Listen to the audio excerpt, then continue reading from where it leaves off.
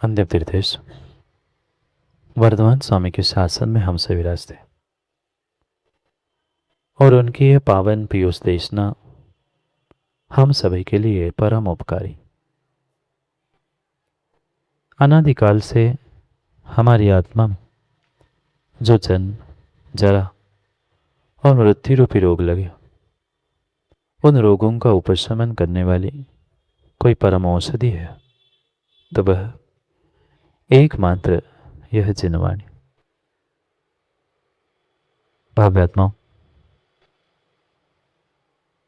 इस संसार में अनंत जीव है, अनंत भगवंत है। जो अनंत भगवंत है उन्होंने उस संसार को जीत लिया और अपनी भगवत्ता को प्रकट कर लिया। जो शेष अनंत जीव है वे अपने अपने स्वयं के दुखों से भयवंत है। आज का हर जीव, हर इंसान कहीं ना कहीं दुख के कारण भयभीत है। मुझे बीमारी ना हो जाए, मेरी मृत्यु ना हो जाए, मैं जितना अभी तक धन कमाया है वह धन कोई चुरा के ना ले जाए। पता नहीं नाना प्रकार के भय और नाना प्रकार के दुख आज के जीवों के पास है। हर व्यक्ति भले ही पुरुषार्थ कर रहा है सुख की प्राप्ति के लिए, चाह भी रखता है सुख की, पर राह दुख की होने के कारण से वह मंजिल तक नहीं पहुंच पा। जितनी जितनी उसके भीतर तीव्र चाह सुख की है वह उतना ही उतना तीव्रता से दुख को प्राप्त कर रहा है। जब वह जानता है कि पाप करने से, अशुभ कार्य करने से दुख मिलेगा, पर फिर भी जानते हुए भी समस्या सबके साथ यही है सनत पंडित जी कि वो मानता नहीं है। जानता कोई नहीं है ऐसा नहीं है, जानते तो हर व्यक्ति हर कुछ बात को जानता है। क्या आप लोग नहीं जानते घर गृहस्थी में पाप है? आप लोग नहीं जानते झूठ बोलने में, मायाचारी करने में पाप है? उससे नरकों में, तिर्यंच गति में दुख मिलेगा, आप लोग नहीं जानते? जानते तो है पर मानते? आप बोलो ना हाँ। नहीं मानते। जानने के लिए तो हमने बहुत कुछ जान लिया है, पर मानने के लिए हमने कुछ मानना सीखा ही नहीं है। सबसे बड़ी समस्या वर्तमान के इंसानों की अगर कुछ है तो वो जानता तो है पर मानता कुछ भी नहीं है। इतना जानता है कि शायद उसके जैसा दूसरा कोई जानता नहीं हो, पर मानता एक कण भी नहीं है। जानता मन भर है और मानता कण भर भी नहीं है। क्या करें? कोई कितनी भी अच्छी सीख भी क्यों ना दे, कोई कितना अच्छा उपदेश भी क्यों ना दे, पर जब व्यक्ति ने यह निर्णय करके ही रखा है कि हमें मानना ही नहीं है, कौन मना सकता है? मना सकते हो बच्चों को? माँ मना सकते हो बच्चों को जिसने सोचे के रखा है कि हमें माँ बाप की सुननी नहीं है, माननी नहीं है? क्या आप उसे सुधार सकते हैं? नहीं सुधार सकते। जब आप अपने आप को और अपने बेटों को ही नहीं सुधार पा रहे हैं तो भगवान और गुरु किसको सुधार पाएंगे? नहीं सुधार पा रहे। पर फिर भी ये दुख से भयवंत जो अनंत जीव है, उन भावी भगवंतों को देखकर भीतर से उनके एक करुणा फूटती है। वे दयामूर्ति बनकर बार बार उपदेश करते हैं, थोड़ा तो समझो, थोड़ा तो ऐसा पुरुषार्थ करो, थोड़ी सी ऐसी मेहनत करो जिससे आप पापों से और दुखों से बचने की व्यवस्था करो। पर क्या आज तक कर पाए हम थोड़े से भी दुखों से बचने का पुरुषार्थ? जीवन भर आज तक बचपन से लेके 55 तक पाप किए, क्या मां कुछ कुछ अंशों में उसे कम करने का प्रयास किया? मैं नहीं कह रहा हूं, कोई भगवान कोई गुरु आपसे ये नहीं कह रहे हैं कि एकदम से आप पाप छोड़ दो, दुखों की व्यवस्था दुखों की राह छोड़ दो, पर एक कदम, 1 मिलीमीटर, 1 सेंटीमीटर तो हम आगे बढ़ सकते हैं सुख की ओर। नहीं बढ़ पाए, नहीं बढ़ पाए। मार्ग तो एक ही था, मार्ग तो एक ही था मोहना जी, मार्ग दो नहीं होते। कहीं पहुंचने के लिए मार्ग दो नहीं होते, मार्ग एक ही होता है। उसके दो लक्ष्य भिन्न भिन्न होते हैं, दो स्थान भिन्न भिन्न होते हैं। कल भी पूछा था, टीकमगढ़ से दिल्ली जाना है, रास्ता कितना है, राह कितनी है, मार्ग कितना है? मार्ग तो एक ही है।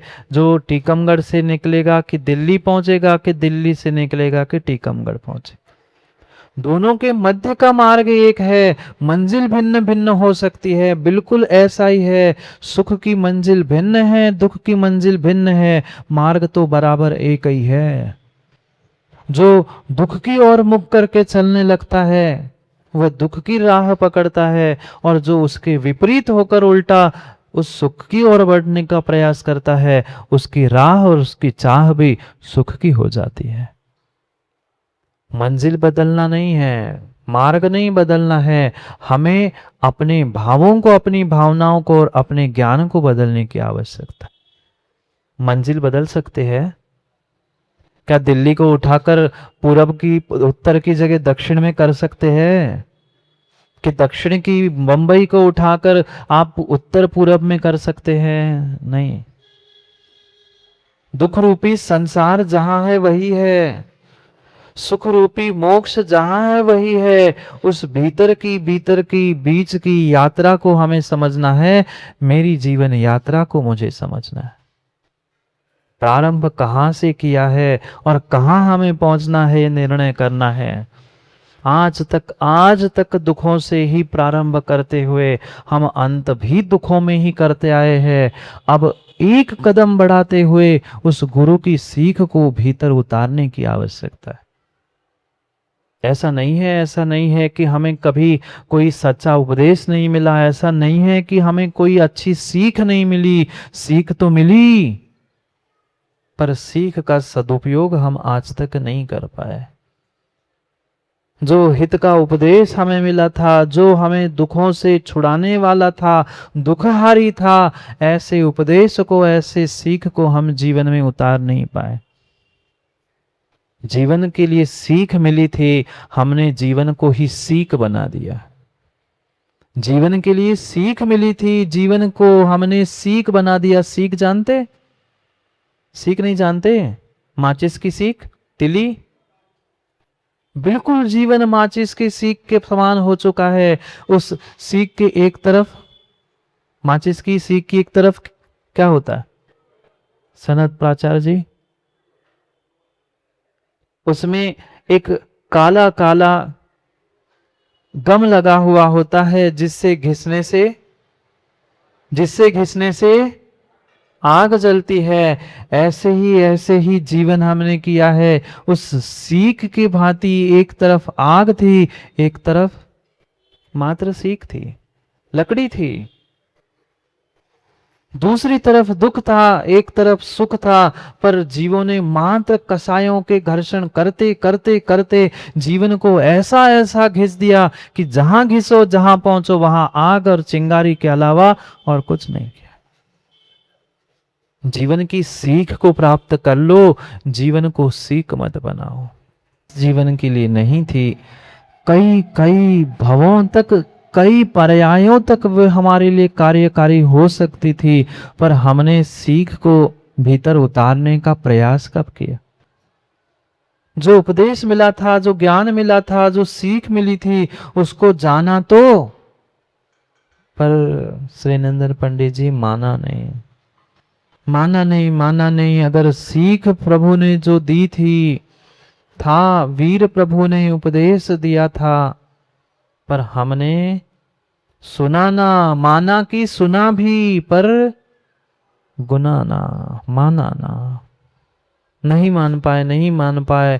करुणा से ओतप्रोत होकर वे गुरु, वे प्रभु हमें बार बार समझा रहे हैं कि मत उलझो कसायों में, मत राग द्वेष में जियो। पर क्या करे, जीव सोच नहीं पा रहा है, समझ नहीं पा रहा है।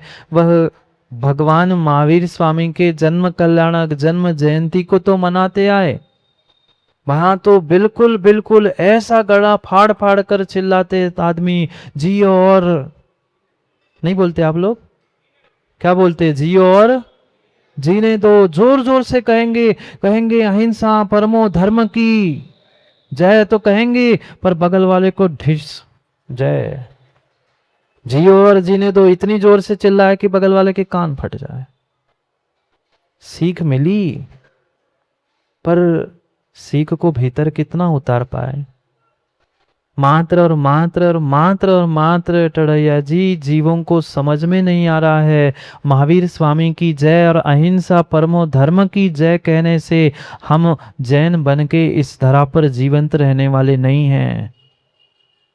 कभी तो हमें महावीर भगवान की उस सीख को, गुरु की उस सीख को जीवन में उतारने का भी पुरुषार्थ करना होगा। अगर जीना मेरा अधिकार है तो दूसरे को जीने देना ये मेरा कर्तव्य भी है, इसको समझने की आवश्यकता है।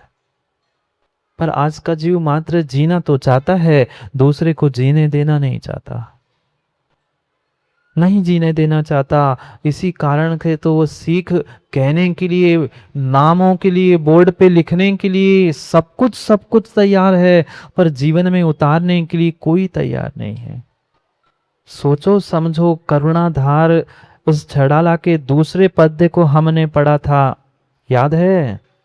ताते दुखहारी सुखकार, कहे सीख गुरु करुणाधार।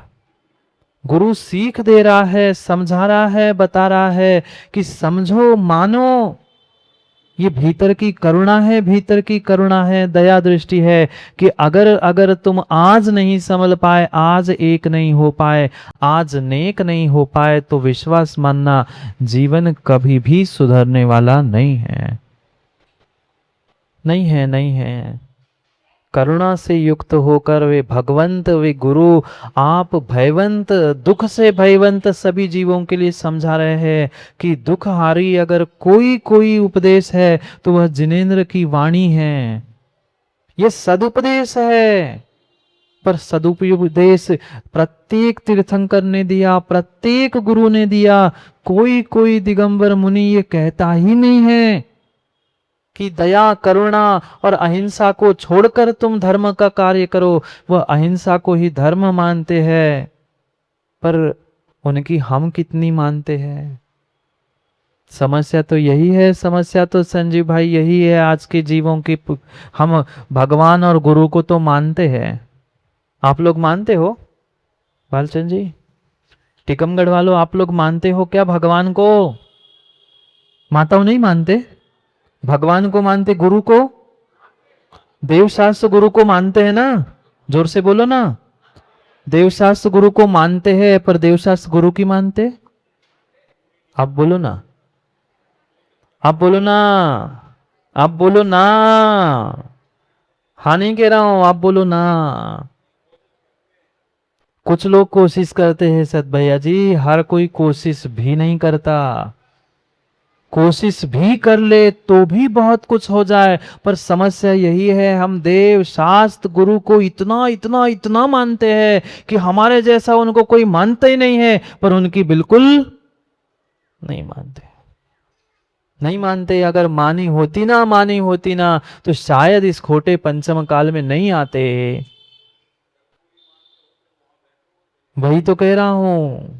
कुछ लोग इसीलिए तो कहा जो कुछ मानते हैं वहां से वहां, वहां से यहां आए और पूरी मान लेंगे तो वहां पहुंच जाएंगे। पर मानो तो मानना ही नहीं सीखा, मानना ही नहीं सीखा, मात्र दिखावे के लिए देव क्या, शास्त्र क्या, गुरु सबको मानते हैं पर उनकी आज तक मान नहीं पाए। मानते होते तो खोटे पंचम काल में आए ही नहीं होते। ये साक्षात प्रमाण पत्र है। खोटे पंचम काल में जो जो इंसान, जो जो मनुष्य जन्म देता है, सनित पंडित जी, वो सम्यक दृष्टि होता है।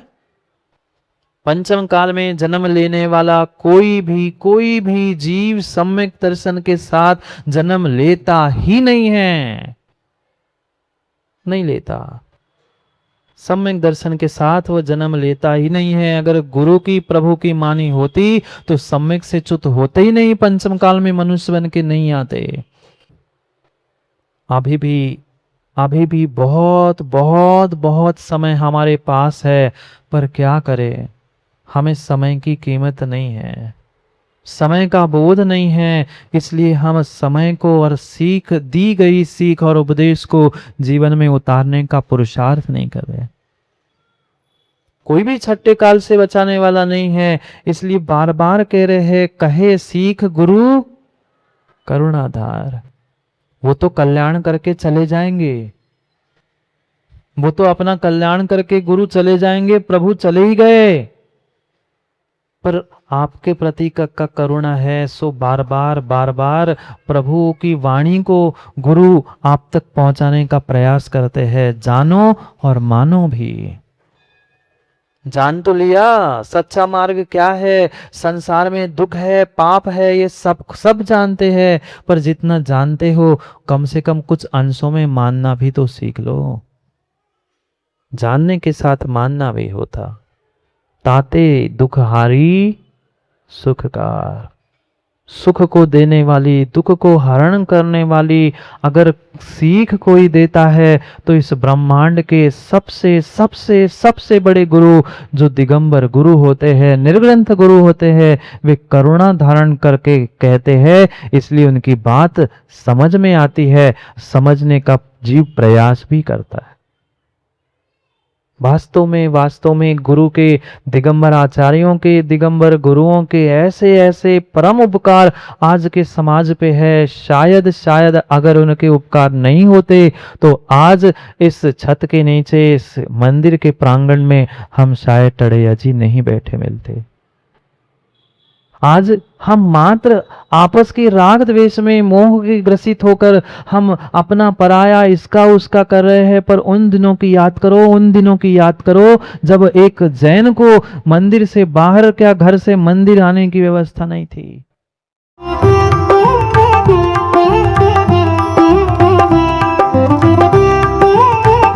राष्ट्रीय राजधानी